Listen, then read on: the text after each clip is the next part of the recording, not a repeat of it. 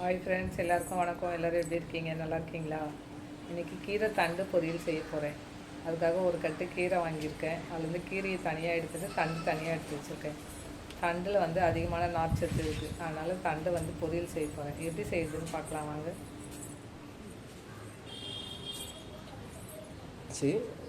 ஒரு 3 spoon gold winner தான் சமைக்கிறோம்.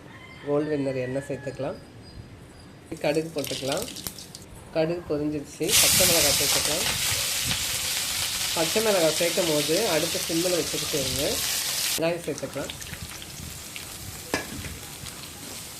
வெங்காயம் வதங்கிடுச்சு. இப்போ தண்டு சேர்த்துக்கலாம். கொஞ்சமாக சால்ட்டு போட்டுக்கலாம். தண்டுலேயே வந்து ஈரத்தன்மை அதிகம் இருந்தால் தண்ணி நிறைய சேர்க்கக்கூடாது.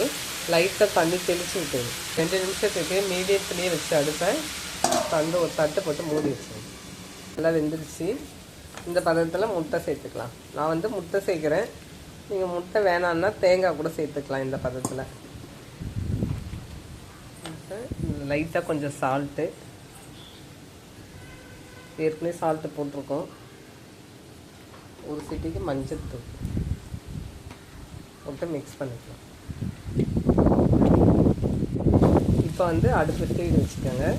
வச்சு நல்லா மிக்ஸ் பண்ணி தண்டு பொரியல் ரெடி. இந்த பதத்தில் அடுப்பு ஆஃப் பண்ணிக்கலாம். இந்த கீரை தண்டு பொரியல் பிடிச்சிருந்தா வீடியோவுக்கு லைக் கொடுங்க. சேனல் சப்ஸ்கிரைப் பண்ணாதுங்க, சேனல் சப்ஸ்கிரைப் பண்ணுங்கள். தண்டு பொரியல் செஞ்சு பார்த்துட்டு எப்படி இருக்குன்னு கமெண்ட்ஸில் சொல்லுங்கள். ஓகே, பாய்.